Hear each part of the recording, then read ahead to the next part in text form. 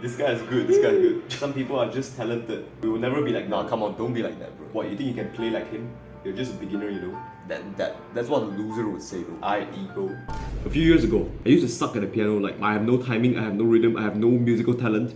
But I uploaded so many videos into YouTube thinking that I was good, even though it's shit. Some people might call this ego, some people might call this arrogance. But if it weren't for this ego, if it weren't for this belief that I become better, I can become best, then I wouldn't be where I am right now. I wouldn't improve so much to the point that I can play in public malls, I can play in competitions and shit, I can play in front of my friends, a big crowd of friends, for like every single week, taking song requests, having fun together. Hey bro, you can play any sound, right? Yeah, what do you want me to play? Play my girlfriend saying she loves me. You don't have one though. Oh, you can't play that? Undo your shit. I am egotistical. I know that I can become better at something that I want to become good at. At least it's much better, much more improvement than when I was someone that believes that I cannot do it. So there are two extremes of egotistical. On one side is the person that has zero ego, zero care about himself, zero self-interest. This guy, he only cares about other people's improvement. He's the guy that says, wow, everyone is so talented, wow, everyone is so happy. Oh, why am I not happy? Because I'm not the kind of person that deserves these things. I can't work for the things that I want. These are like those stans, those supporters of celebrities who give their whole life for them, even though the celebrities don't even know them, don't even know they exist. And on the other extreme side of egotistical is the guy that has complete ego, complete selfishness and doesn't care about anyone else, only cares about himself. This guy is the guy that does not support others. This guy is the one that's willing to bring others down to take himself up. And these guys can actually go quite far in life if you think about it, because they keep on working on themselves. They keep on improving their own lives until one day they will reach a point of success when he's alone, when no one else is by his side, but he's on the top of the mountain. That's the other extreme of egotistical. You have 0% and 100%. You want to be in the middle. You want to have the best of both worlds, so that you can be the best version of yourself and you can still care for others. So there are two ways to look at ego. The guy that has 100% ego, selfish and self-interested. Self-interest is good because it's that quality in him that makes him want to improve himself, makes him believe he can become better. So should you have this kind of self-interest, even though that makes you egotistical? Of course, bro. Who else is going to be on your side if you aren't? If you yourself is not supporting your own self, who else would want to be able to support you? Who else would want to give the effort to make you become a better person? Because if you want to improve your life, it is not by accident. It's not something that can happen by luck. It is something that you need to intentionally, fucking purposefully, autistically think about every single step. Think about every single move that you take.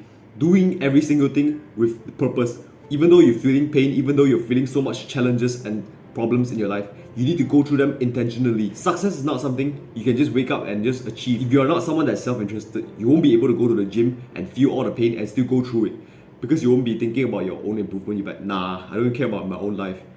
Why should I go through all this pain for improving myself? I don't care about it anyways. Then your weak, ugly body will show itself. If you're not someone that's self-interested, then you won't be spending all day working on your purpose, working on the things that's improving your life, and you won't have a future, you won't have a career in the end. Now, this is the pros of being egotistical, self-interest. And I'm sure this is not something that I need to tell you about, because if you're watching this channel, you probably already have this kind of ego. What we want to talk about more is the selfish side of ego. The side that is socially bad and seen as a bad thing by other people. And of course it's a bad thing. I'm not saying it isn't. And so that's why people will not want to be egotistical, because they don't want to be selfish. And when they are not egotistical, they are not selfish and they are not self-interested. And that will actually bring their life down. What you need to do is be self-interested, but replace the selfish traits away. Take it away and replace it with the traits of the person that has zero ego, the selfless trait. So being selfish is like you're focusing too much on yourself. You have too much self-interest to the point that you neglect others. You don't think about other people's feelings before making a decision, like going to some place, going to somewhere. You don't think about inviting other people or planning things with others in mind, because you keep thinking about your own benefits, you keep thinking about your own self. And this kind of trait is objectively 100% bad. I'm not saying this is anything good at all.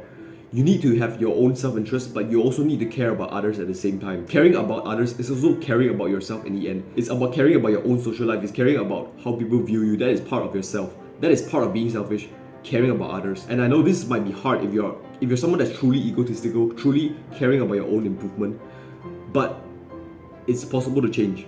It's possible to become someone selfless, even though you're egotistical. And how is it possible? It's literally the same thing as every other aspect of your life.